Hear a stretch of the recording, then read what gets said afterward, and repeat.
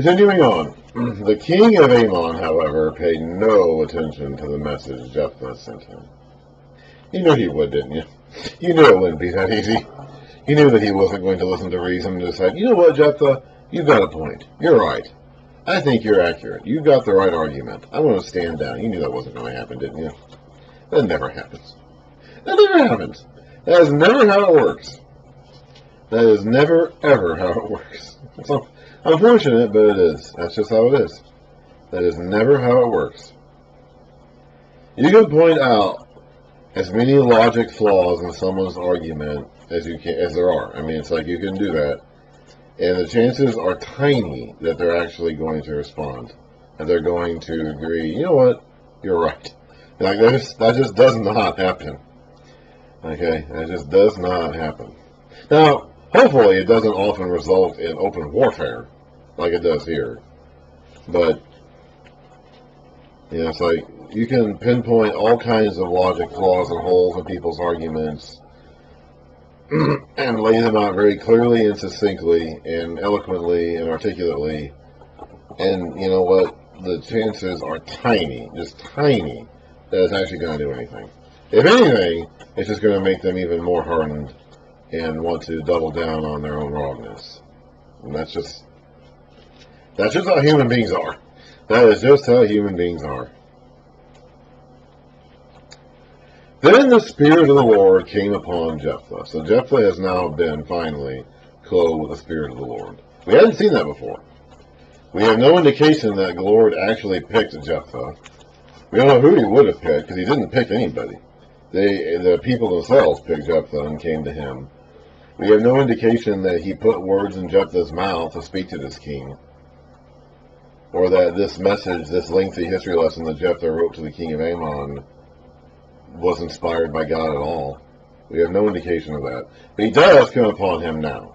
Now that the king of Ammon has rejected his offer to settle this with words and is going to fight instead, now the Spirit of the Lord does come upon Jephthah. He, Jephthah, crossed Gilead and Manasseh, passed through Mizpah of Gilead, and from there advanced against the Ammonites.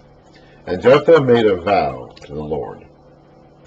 If you give the Ammonites into my... He doesn't need to do this. This is not necessary. This is a mistake that he is making, a serious one. But he's going to do it anyway. If you give the Ammonites into my hands, whatever comes out of the door of my house to meet me, when I return in triumph from the Ammonites, will be the Lord's. And I will sacrifice it as a burnt offering. Now, people will try to tell you, and to some degree there may be some... It's possible that he's thinking an animal is going to come out of his house somehow. Because they would keep animals in their house. Okay, it's like they would have... It wasn't like my cats here. They would have their animals in a pen in the front of their house a lot of the time. But, I mean, is a goat really going to come out to greet you as you're coming home from a battle? And so he's talking here about human sacrifice. He's probably thinking that his household servant will come out to greet him when he is coming home from the battle, because that's what the household servant was supposed to do. That's not who's going to come out to greet him. Now, the English word here we have is whatever, which seems to indicate he's thinking of an animal. I haven't checked the Hebrew word recently, but I believe when I last checked it, I think I read that it actually kind of does refer more to a human entity rather than an animal entity, or at least it's not as clearly animal as whatever would indicate here in the English. But because he's probably thinking of a household. We talked about earlier how he was getting the gods of Moab and Ammon confused. And both those gods, both those countries, when they worship their gods, did practice human sacrifice. So he's probably thinking that his God wants that too. He's probably thinking that his God wants human sacrifice too. So I think he does think about human sacrifice here. I don't think he's thinking about an animal. I think he is thinking about sacrificing somebody, not something. He's probably thinking about his household servant. He's probably assuming that when he gets back to his house, his servant will be watching for him and will rush out to greet him and tend to his needs, and that's the guy he's going to sacrifice. He clearly is not thinking of his daughter, who is the person it's going to end up being. Based on his reaction when it ends up being her, clearly that's not who he thought it was going to be. He probably thought it was going to be his servant. Then Jephthah went over to fight the Ammonites, and the Lord gave them into his hands. He devastated 20 towns from Aroer to the vicinity of Minnith, as far as Abel-Keramim. Thus Israel subdued Ammon. When Jephthah returned to his home in Mizpah, who should come out to meet him but his daughter, dancing to the sound of tambourines, and she was an only child. Except for her, he had neither son nor daughter. When he saw, you know what that means? It means when he kills her, which he's going to have to do, he's not going to have any descendants left. And I've mentioned over and over and over and over and over and over again, that is the worst thing that could happen to anybody in this day and age, is to die without descendants. That's what's going to happen to Jephthah. I guess he's too old to have any more kids. I don't know. I mean, you would think he could just go grab some local woman and have a kid by her, you know. But I guess he doesn't do that. He doesn't have any other kids. He only has one daughter. You would have thought he would have worked and worked and worked at it until he had at least one son, but I guess he didn't. I don't know what the deal was. Maybe he was impotent. Maybe he had problems. I don't know. They only had this one daughter, and apparently there is no possibility that he's going to have any more children. So he's going to die. He's going to be. His name is going to be cut off.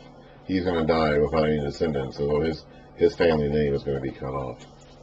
When he saw her, he tore his clothes and cried, "Oh, my daughter! You have made me miserable and wretched." He's thinking mainly more about himself than he is about her. "Because I have made a vow to the Lord that I cannot break." He's thinking more about himself than about her. And he cannot break his vow. That's the worst thing he could do. Just about the worst sin you could commit, short of idolatry maybe, is to make a vow and not keep it. Better by far not to make any vows in the first place than to make a vow and not keep it. Jesus will say in the Sermon on the Mount years to come, just don't make any vows. Just don't, just say, let your yes be yes and your no be no, and let it leave it at that. Don't go into these long oaths and vows and statements of swearing or whatever. Just do what you say what you're going to do. That's 1,500 years, or 1,300 years from now, 1,100 years from now, whatever. That's a long time from now. Right now we're still in the business of making vows. We're going to read a lot of vows, actually. When we get to the next batch of history books, the Samuels and the Kings, we're going to read about a lot of vows. Vow making was very common. Let's actually read about some vow making, shall we? Let's see here.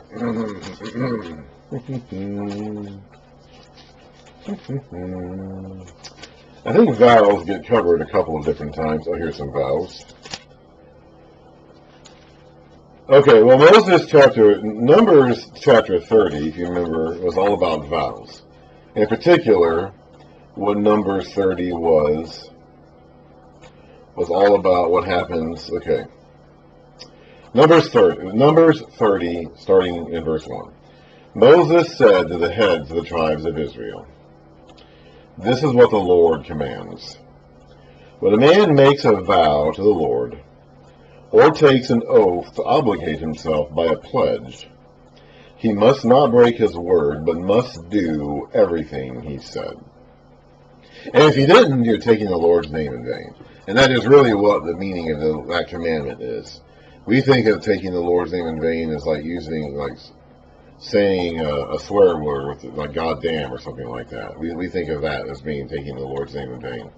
And there is a certain element of that in it. There is. But what it really means is don't take a vow in the name of the Lord and not fulfill it. Like, don't use the name of the Lord for false purposes or incorrect purposes.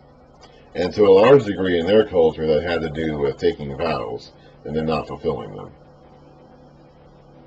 Then starting in verse 3 and going down, it talks about all these conditions when women make vows and how those vows can be broken. It says young woman still living in her father's house, and then what happens after she marries, and then any, blah, blah, blah, blah, blah, blah, blah, blah. A woman who is still under the authority of her father, or a married woman who is under the authority of her husband, can have her vow canceled out by the husband if he finds out about it and decides he does not want her to stick to that vow. A divorced woman has no such male authority over her, so her vows stand. So Jephthah is in trouble here because he has to fulfill this vow, otherwise he's in more trouble than if he had not made the vow in the first place. Now, if she had made a vow like this, he could have canceled it. She was a young woman still under her father's authority, so if she had made a vow, a foolish, rash vow like this, and he found out about it, he could have canceled it. But he has no such supervision over him that can do that.